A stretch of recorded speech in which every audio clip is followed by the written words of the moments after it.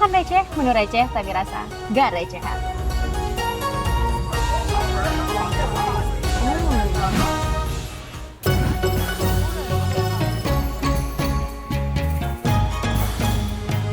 Foodies, Qianmen Street ini zaman dulu menjadi gerbang untuk menuju ke istana kerajaan di Beijing. Selain toko-toko yang udah berusia ratusan tahun, sepanjang jalan juga dipenuhi sama patung-patung sebagai simbol kegiatan di masa lalu.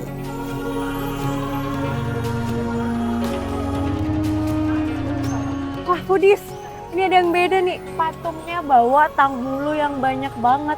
Aku ngeliatnya tuh jadi pengen nyobain tang bulu yang menggoda. Itu di sana ada, foodies. Yaudah yuk, langsung kita beli aja.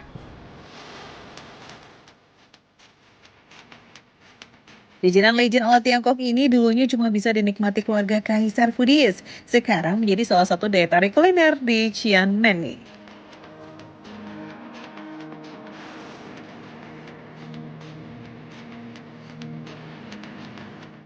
Foodies, ini dia tang bulunya. Ini yang koleksi buah dan ini yang isinya ada ketannya.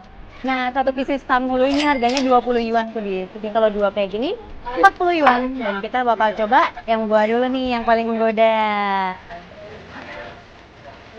Hmm. Hmm. Wah, lapisan gulanya dia benar-benar tipis banget, foodies. Jadi begitu digigit tipis banget itu langsung retak semua. Dan itu jadi kayak mempermanis lapisan dari buahnya ini sendiri. Nah, dia kayaknya pakai buah stroberi yang premium ya, foodies ya. Jadi ukurannya tuh besar banget dan juga segar banget di dalamnya tuh nggak terlalu kecut. Jadi meskipun udah dikasih gula, buah aslinya sendiri tuh juga segar dan manis. Jadinya rasanya tuh makin endul.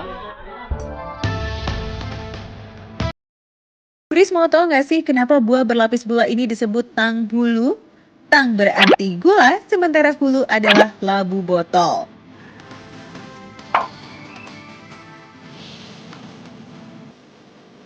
Jajanan tradisional yang sulap jadi permen kekinian ini memadukan beragam buah-buahan. Kalau buahnya premium dan ukurannya gede-gede begini, wah dijamin puas ya foodies.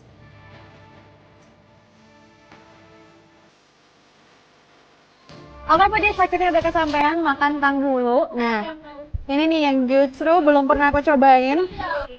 Ini adalah ketan yang juga dipadukan dengan buah, tadi katanya buah hawthorn, dan juga dilapisi sama karamel. Aku penasaran banget kira-kira buah hawthorn itu rasanya kayak apa, apalagi kalau dipaduin sama ketan. Coba ya, foodies.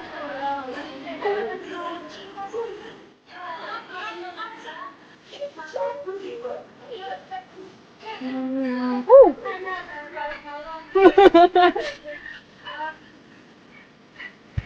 Kalau dari ketannya sih ya udah lah ya, rasa ketan jadi lembut dan juga ini benar-benar kalau digigit itu jadi lumer di mulut. Nah, kalau si hawthornnya ini awal-awal tuh rasanya manis karena memang masih dilapisin sama karamelnya. Tapi begitu dikunyah-kunyah lama-lama kok jadi asem, asemnya tuh tapi asem-asem seger. Dan ini aku baru pertama kali nyobain hawthorn. Ternyata not bad, Budi. Foodies, Qianmen Street ini emang definisi surganya kuliner deh ya.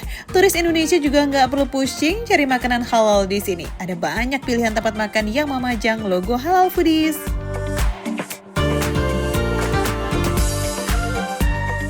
Wah, foodies, lihat tuh ada yang menggunung. Itu kalau nggak salah adalah babat. Jadi potong-potong kayak ini sampai akhirnya menggunung kayak gitu. Bener-bener menggoda banget, aku pengen nyobain deh. Kedai yang satu ini juga nggak bisa diremehin nih, legend banget foodies, karena udah berdiri sejak tahun 1887. Wow, makanya tempat makan ini juga udah diakui sebagai salah satu Lao Zi Hao atau warisan leluhur foodies.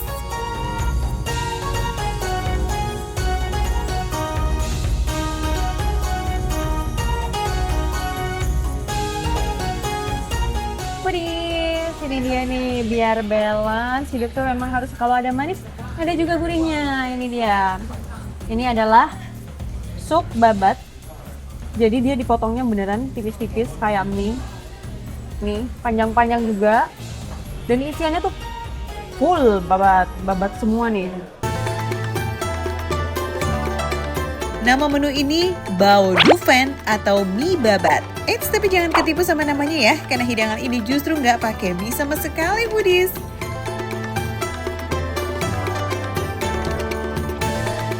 Pedis.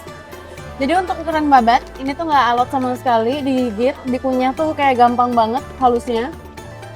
Tapi masih ada tekstur chewy khas babatnya. Nah, ini meskipun warnanya kayak gini nih, Foodies, tapi ini tuh bener-bener nggak bau sama sekali, enak. Dan juga kalau misalkan babat kotor tuh kan biasa kalau digigit itu suka ada keras kayak ada berpasirnya ya. Nah, ini tuh kok nggak sama sekali, Foodies. Jadi dia tuh lembut dan juga nggak bau, enak bawaannya. Babat yang dipotong kayak mie ini disajikan dengan saus wijen, bawang putih cincang, chili oil, dan juga daun ketumbar. Lalu kemudian disiram dengan kuah kaldu. Wah, benar-benar otentik nih, Foodies.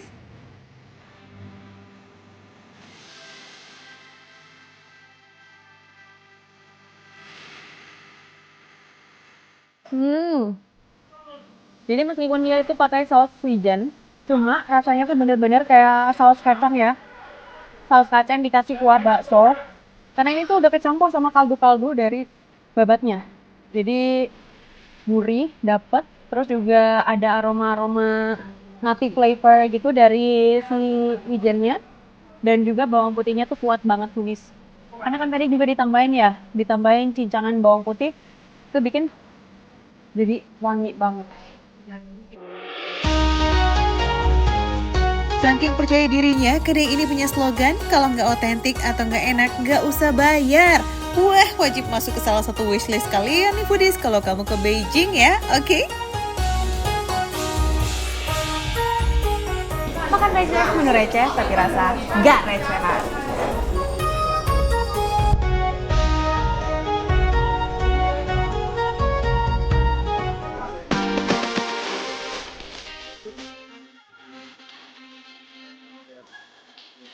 Jadi ini tuh walaupun dempul masih ada dagingnya, kelihatan nggak tuh?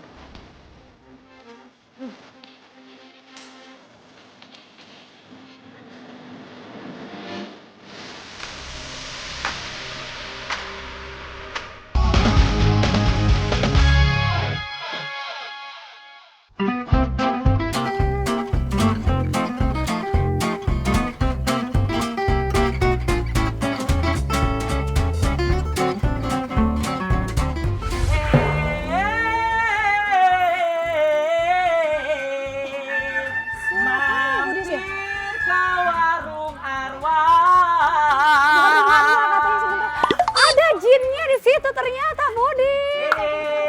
Sayang, ayo sini mampir ke warung arwah. Sini, Warung sayang. arwah? Iya bener. Ini maksudnya penunggu arwahnya bagaimana? Ini jin glamor.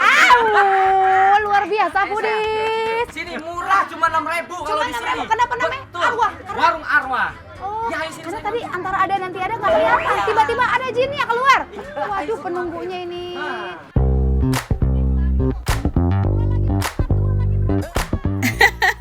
Ini nih warung arwah yang ada di Setu Bekasi, Foodies.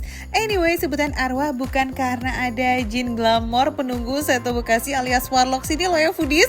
Tapi ini tuh singkatan dari area tepi sawah. Buka dari jam 6 pagi sampai jam 4 sore. Tapi ini jam 12 siang udah pada sold out tuh, Foodies. Soalnya harga menu-menu di sini tuh receh banget, beneran serba 6.000 aja. Wah, cocok ya buat spot sarapan atau makan siang in this economy, Menu andalannya ada soto ayam. Tenang, 6.000 isinya bukan cuma tulang dan arwah ayam kok. Tapi emang full pakai suiran daging dan juga tulang dengkul ayam. Ay, mantap nih, Foodies.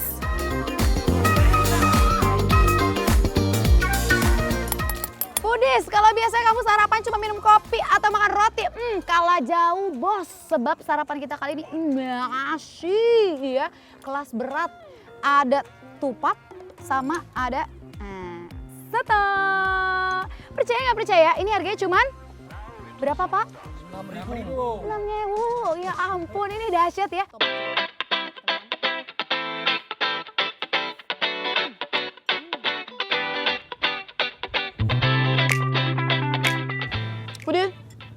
Dia tuh tipe kuahnya bukan yang kayak kental banget gitu ya Foodies ya, tapi entah kenapa rasanya tuh enak banget, nempel banget di lidah. Seolah-olah kayak bumbunya simple tapi rasanya tuh nempel.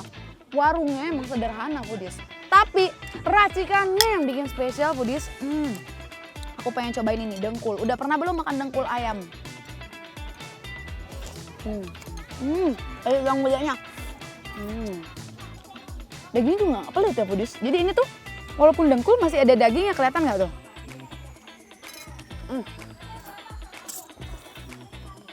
Kita gerogotin. Gimana Pak? Mantap? Mantap.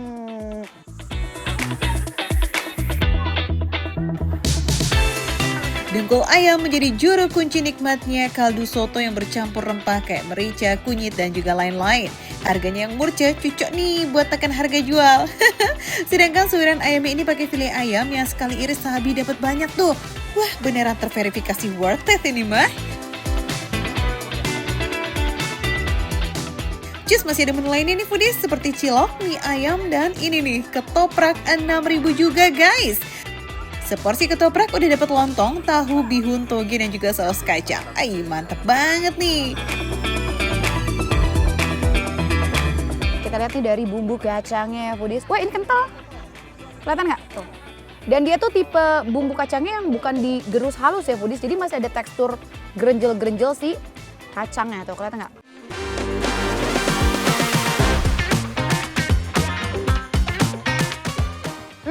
Udah pasti. Kalau pakai kacang, gurih nomor 1. Terus dia ada manis-manisnya. Mungkin karena dari kecapnya ya. Karena kita lihat warnanya agak gelap ya Pak. Iya. Enak kan? Bapak tadi nyoba soto sama ketoprak kan? Enak mana Pak? Dua-duanya lah. Dua-duanya ya Pak? Enak. Kalau soto tadi anget-anget berkuah gitu, Foodies. Ada pedes-pedesnya. Kalau ini dia kayak gurih ya. Gurih dari si kacangnya itu loh. Mantep banget. Berbeda sama ketoprak pada umumnya loh ya, ketoprak ini tuh pakai bumbu sate kacang Madura. Jadi tanpa asam Jawa tuh, yes beneran nampol bing-bing secara rasa. Wah ini sih wajib nih ya kita datengin, oke Foodies? Foodies, yang pasti kalau kalian pengen makan di sini Foodies langsung aja datang, jangan siang-siang pesen Tasya Ma. Untuk alamat lengkapnya kalian bisa scan QR code yang ada di layar dan pasti makan receh, menu receh, tapi rasa gak receh.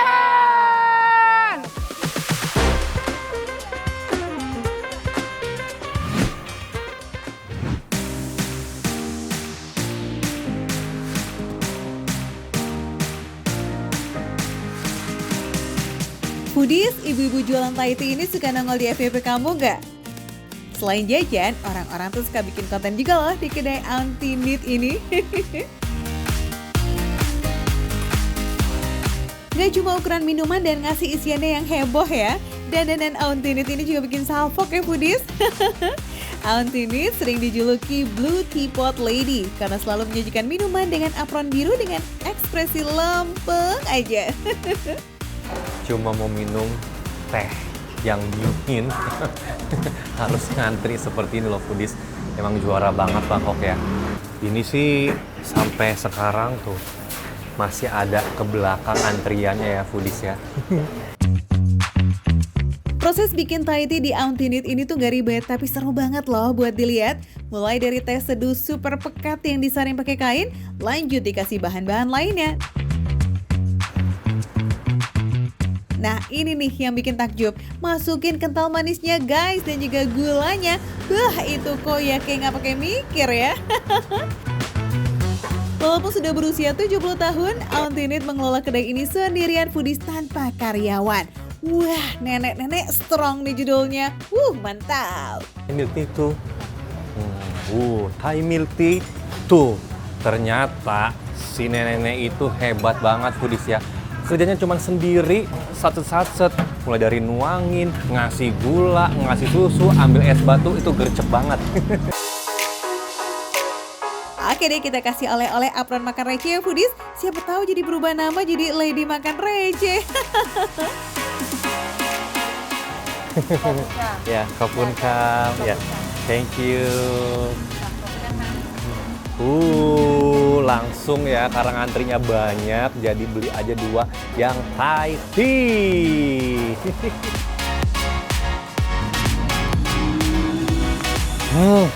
Beres antriannya, beres juga orderannya, saatnya makan. Minum. Di Bangkok, penjual Thai tea sih udah pasti banyak banget foodies. Tapi kalau cari penjual nyentrik dengan ukuran Thai tea yang super jumbo begini nih, gak usah ragu buat langkahin kaki ke kedai Auntie Nith ini. Aduh, enak banget. Tadi aku pikir bakal rasanya itu over sweet gitu kan, karena tadi pas aku lihat nuangin gulanya itu kan banyak banget. Tapi ternyata enggak loh foodies, beneran jujur nggak bohong gitu kan. Ternyata itu rasanya tuh balance banget. Mungkin memang karena sudah ditaker ya, udah ketahuan nih ukurannya kan jumbo. Terus es batunya juga kan banyak banget ya. Jadi ketika udah dicampurin dengan es batu, itu beberapa sendok gula itu bakal nggak terlalu kemanisan gitu kan. Dinetralisirnya sama si banyaknya es batu itu foodies. Oke banget, enak. Susunya tuh macam-macam tadi ya. Ada 2 ya. Susu yang kental manis juga, terus ada yang evaporasi pas sudah dituangin ke dalam plastik ini. Walau sejumbo ini, Thai milk tea atau kopi di Auntie Nith ini harganya cuma 40 baht atau sekitar 20 ribuan rupiah foodies. Nggak heran kan kalau dari lokal sampai turis semuanya rela nunggu demi minuman viral yang satu ini. Makan receh, menu receh, tapi rasa nggak recehan.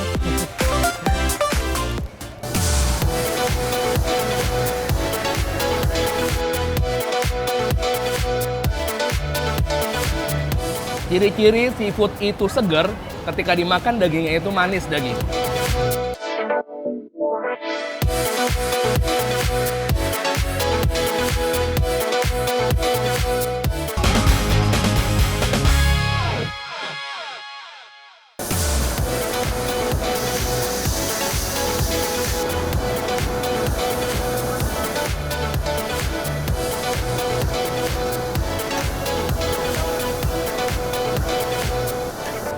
Mas, masih sepi ya?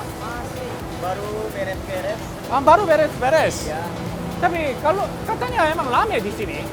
udah lama juga Masa sih. rame? Ya rame, semakin malamnya nanti semakin rame.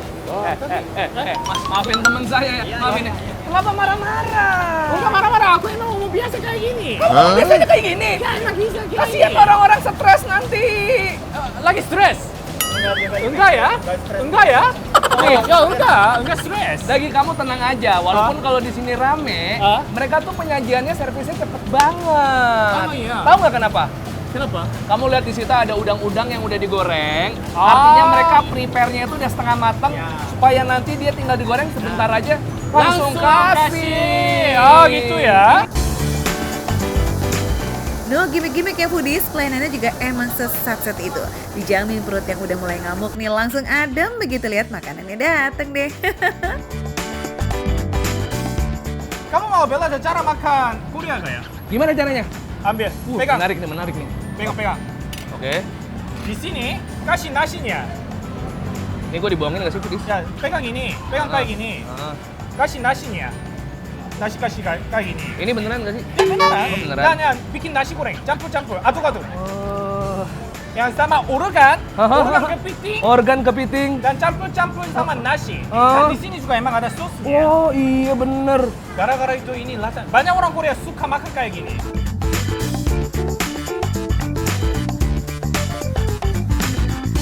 Kamsahamnida. Ya betul. Itaewon Class. Ya betul. Harus coba kayak gini. Harus coba makan kayak gini. Bumbunya bener-bener ngegrek dan tajam banget nih, si lada hitamnya nendang banget. Iya. Apalagi kalau kita udah aduk-aduk nasi kayak gini daging. Dijamin yang ngantuk langsung melek, Budis. Ciri-ciri seafood itu segar, ketika dimakan dagingnya itu manis daging.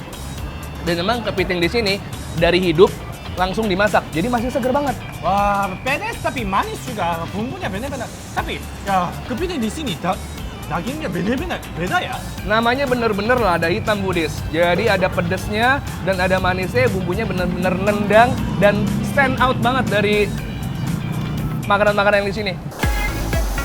Ngomong-ngomong bosen gak sih makan ikan bawal tapi dibakar aja? Nih ikannya digoreng Foodies, terus dikasih saus padang yang tampilannya sungguh memanggil-manggil untuk disantap. Ulala.